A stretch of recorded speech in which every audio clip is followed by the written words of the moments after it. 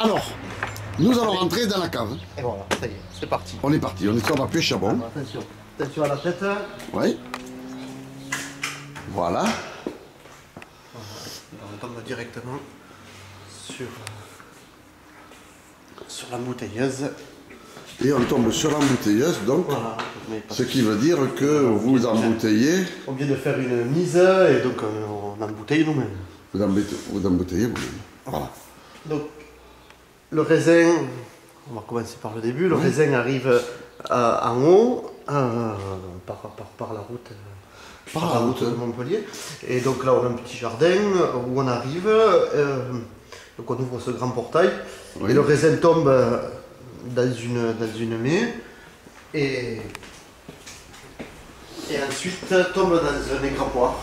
D'accord. Voilà. Donc l'égrappoir, ça monte là au-dessus. Oui. Et ça va dans les cuves qui sont derrière. D'accord. Bon, et là, en hiver, on stocke le pressoir dans ce lieu. Voilà, donc là, il y a une différence de niveau parce qu'il y a un puits. Il y a un puits. Voilà, D'accord. Puy-Chabon, il y a beaucoup de puits dans les Alors, villages. pêche à bon, ça veut dire quoi d'ailleurs? Puech, ça vient de pouder abonné. C'est et Puech, c'est un puech, c'est une montagne. D'accord. Et abonné, je ne sais pas exactement la signification, mais ça doit Bon, être très bien. peut-être le nom d'une personne. Ok. Voilà. Et donc à Pêchabon, il n'y a pas de cours d'eau à proximité. Oui. Donc à l'époque, les maisons étaient construites, on faisait un puits, et on construisait la maison par-dessus. D'accord. Voilà. Pour récupérer l'eau de toiture. Il y a une température bien, ça va bien climatisé quoi. Hein. Voilà. Ça va bien. Allez. Voilà. Donc ça c'est un puits qui fait environ 6 mètres de profondeur et 5 mètres de diamètre. Hein. Donc D'accord. ça fait une bonne petite réserve d'eau. Bon. Alors. Parce qu'il y avait une distillerie aussi avant. Mon arrière-grand-père était distillateur de plantes aromatiques. Hein. Ah. Voilà, donc, très bien. Et donc il distillait. L'alambic était dans la pièce de derrière. D'accord. Voilà. Alors ici donc. Ici, ça c'est la partie où l'on vinifie les blancs. D'accord. Voilà, là on vinifie les blancs. Ce sont des cuves. On a un système de refroidissement avec un groupe de froid. Et donc les cuves sont réfrigérées. Hein. C'est une double paroi. Donc c'est un système d'eau froide qui circule à l'intérieur. Voilà, ça permet de maîtriser les températures de fermentation pendant les fermentations. D'accord. Ici donc quelques barriques. Voilà, quelques barriques pour l'élevage. L'élevage du blanc aussi. Du rouge. Du rouge. Voilà. D'accord. Il y en a d'autres ailleurs? Non. Donc il y a très peu d'élevage à Marc. ouais. Hein, c'est la cuvée Garigole. Oui, les garigoles. Les Garigoles. Voilà. Bon, mais le blanc aussi est élevé pourtant aussi Oui. en barrique. Ouais.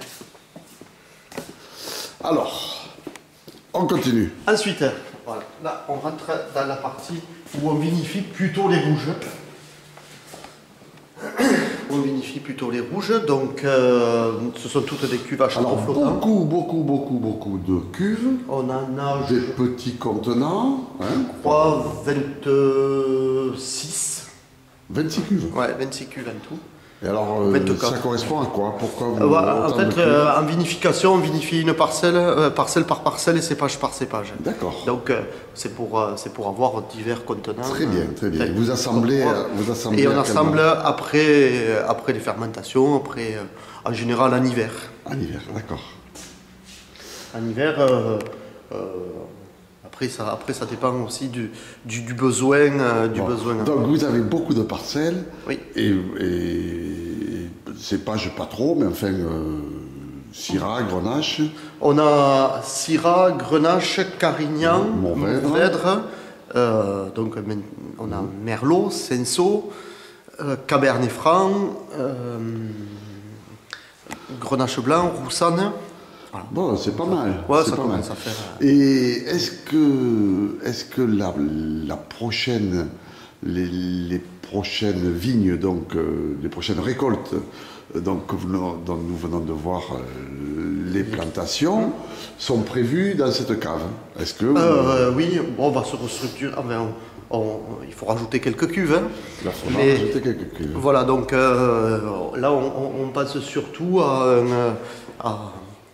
la création d'un lieu de stockage des vins assemblés. Voilà, qui pourrait récupérer, qui pourrait recevoir 4 ou 5 cuves, de manière à ce qu'ici on n'ait qu'une partie de vinification. D'accord. Et donc après de pouvoir faire le stockage dans un autre lieu, ce qui libérerait quelques places pour pouvoir mettre les cuves nécessaires à la vinification. Jean-Marc, dire de plus sur ces installations, sur cette cave et sur la vinification au domaine Coston. Voilà, bon, au niveau de la cave, ça c'était la cave de notre grand-père. C'était une... donc grand-père et arrière-grand-père qui faisaient le vin ici, donc dans des foudres. Donc nous, par rapport aux équipements, on a remis 2 niveaux.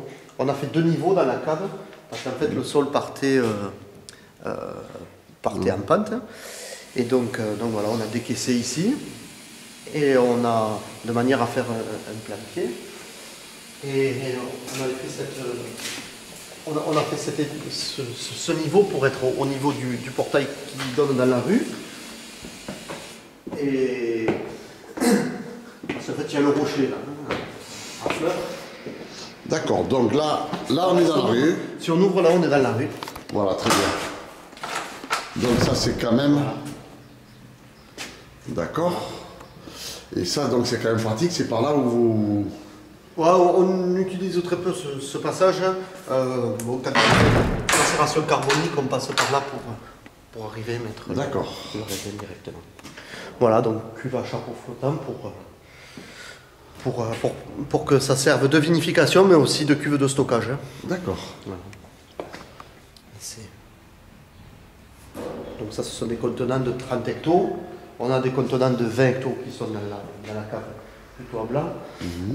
Des contenants de 50 hectos, 60 et 100 hectos derrière. D'accord. Et une passerelle pour travailler en dessus des cuves, pour pouvoir faire les pigeages et puis...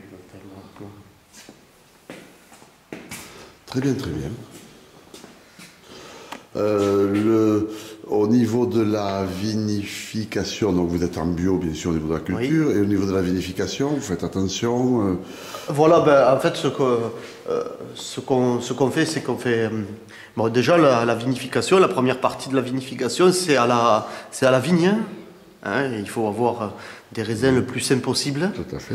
Donc bon, on y apporte un soin particulier pour essayer d'arriver à vendange avec des raisins comme il faut. Des raisins sains, ça permet d'utiliser moins de SO2 pendant la vinification. Voilà, voilà, le fameux SO2. Voilà, donc ça c'est quelque chose qu'on maîtrise par cette technique. Enfin, par cette technique-là, on peut beaucoup maîtriser l'utilisation du SO2. D'accord. En vinification et puis après en conservation, quand il n'y a pas de problème de pourriture dès le début, c'est déjà beaucoup plus simple que quand les germes sont là. C'est déjà beaucoup plus compliqué. Attention en descendant parce que les marches ne sont pas toutes de la même largeur. Voilà. C'est bon? On peut... Ouais, on peut manger la saucisse maintenant. Allez, c'est parti.